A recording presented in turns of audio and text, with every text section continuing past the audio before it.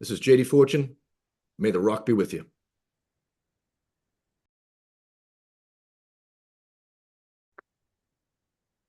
Morning, mate. How are you? Hey, mate. You do that pretty well. Well, how are you, man? Yeah. Good, JD. Nice to talk to you, man. Nice to talk to you too, brother. It's what time is it there? 7 a.m.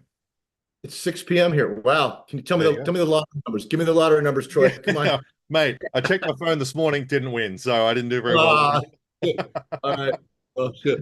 Hey, JD Fortune, welcome to May the Rock be with you, mate. It's an absolute pleasure to talk to you today. May the rock be with you too. Thank you, sir. Always. Yeah, Right thank you. on. Now, you're headed back to Australia this October for the first time in a long time. Tell us what we can expect at these shows.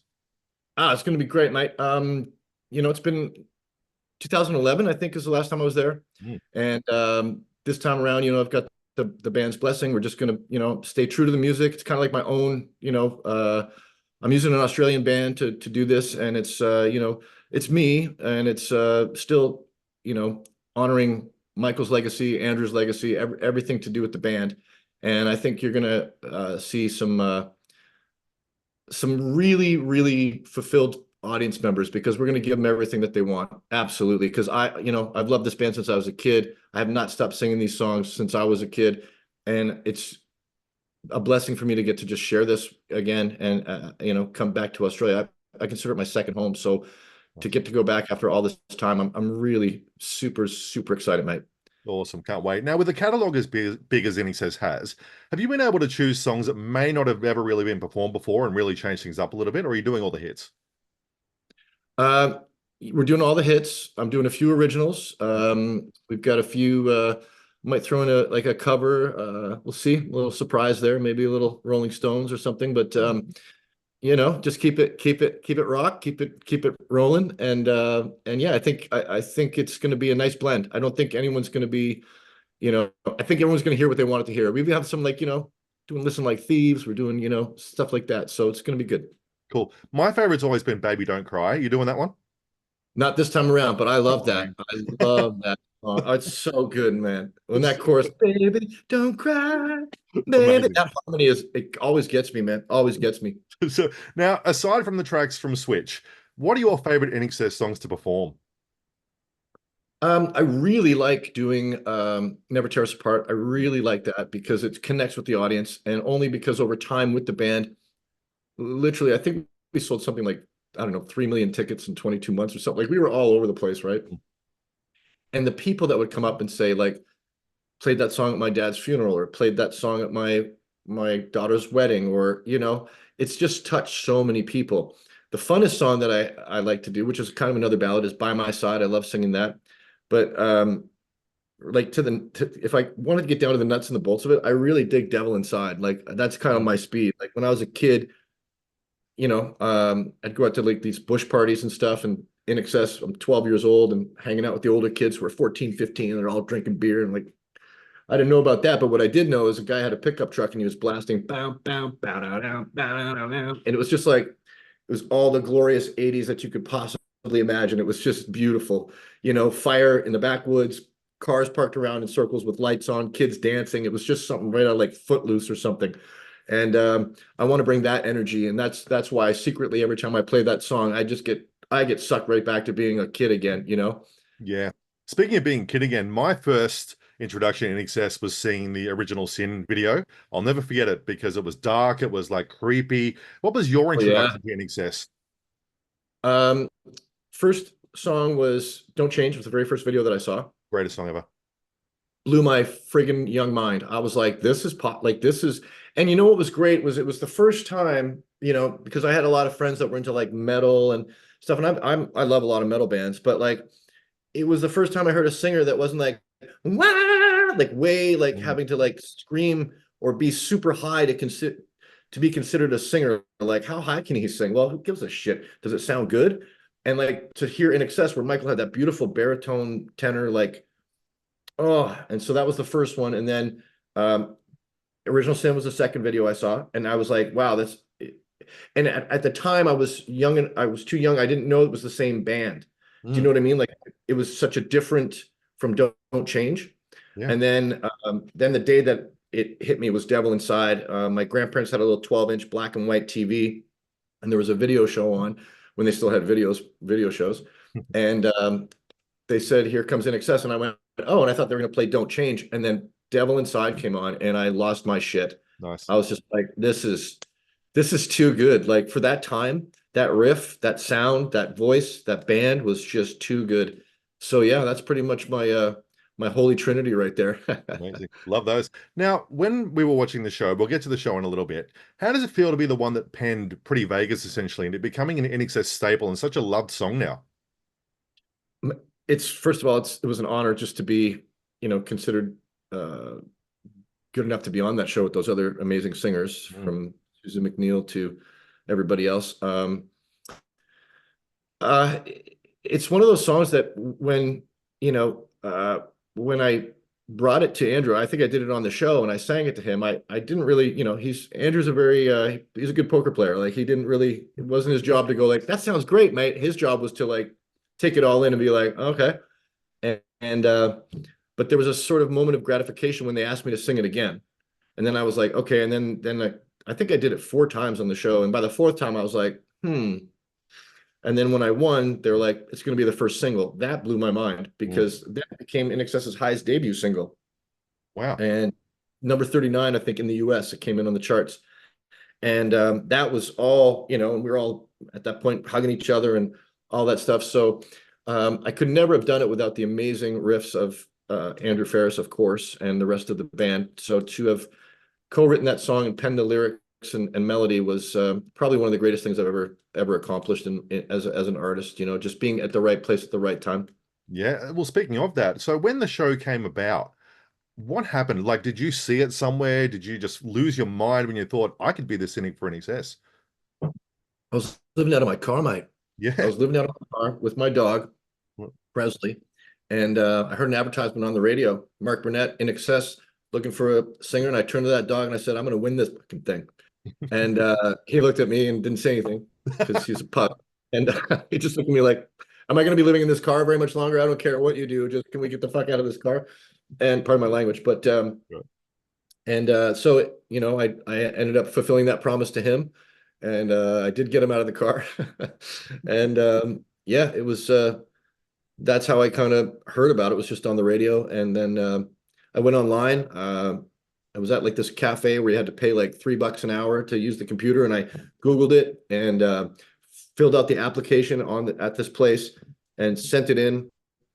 And then I would have to go check, at friends' houses. Can I check my emails to see if I got anything? Can I see got anything? And then they're like, here's the audition for Toronto. So come on out. And I was like, oh, meanwhile, when I got there, I didn't realize there was going to be like 4,000 friggin' people there. I thought they had literally got back to me personally. That's how much of a newbie I was in the business. I thought that standard, like, yes, you're invited to come down. Thanks for applying, was like the band actually like, hey, you sound like a good guy. Come on Nice. out. Yeah, it was a little novice on my behalf, but it was good. That's great. Now, Rockstar INXS was the first show of its kind. How did it feel to be a part of something and the process of something really different that went on to do Supernova and did a couple other things? Yeah. It was we were it was the first, as far as I could tell, up until then, American Idol, they had tracks playing. So I think this was the first time you got to see a live band play with the people as they were competing. Hmm. So that was a really cool aspect. And I felt like, the house band, actually, Paul Merkovich and all those guys they had the hardest job of all of it, because keep in mind, Troy, there was 15 of us when we started, 15 people, mate.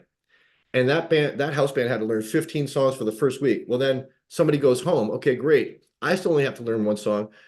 All the other 13 people only have to learn one song, but that band has to learn 14 more songs for that week. Sure. And then so on and so on, 12, 13, 12, 11, 10. So, those guys were working around the clock, and they are like the legit real deal. That show should have been called Rockstar, but band fucking house band star, because those guys were unbelievable. Part of my language, I can't say it enough how good they were. And then the icing on the cake was, the final episode when INXS actually came out and played, and we had to do like an audition with them. Man, I thought I was going to lose my shit. Like I was happier than I'd ever been in my life. And I thought, if I don't ever win this, at least I was a kid from Nova Scotia listening to this band in the back of a forest at a bonfire, thinking, my God, if I could ever do that one day, I would be on top of the world. And I got to do that. And so, man, and then I got in the band, and that was even better. And it just kept going bloop, bloop, bloop, bloop, bloop, up like that. So Unreal. it's great. When you come into a band that's so loved in Australia and the world, like INXS, were there nerves about being accepted when you finally played a show here? What were those feelings like? Oh yeah, it was pretty nerve-wracking because we'd be in places, not Australia, but we'd be in places you get some fans and they're like this, better be good, and you're like, why would you pay a ticket to be so weird in the front row? But then after two songs, they loosen up and everybody, and it's now a party. And then I think because the band accepted me, and I think that the fans were more receptive to that, it wasn't like I was from like a bigger band or I was well known at the time, like when they had Terrence Trent D'Arby and stuff like that. There's a weird, I was an unknown. So, um, and an unknown from Canada, mate. So like, it would be different if I was, a famous US based pop rock star that INXS just decided to put in the band. I don't think it would have, and leave it to INXS, they're brilliantly creative. To have that sort of notion to go, we need to find somebody, Mm. as opposed to like calling, an already established, artist, if you will. I think it's funny because that sort of led the way for other bands. I know Journey then went and found a singer they found online, just an unknown person. So I think this sort of led the way.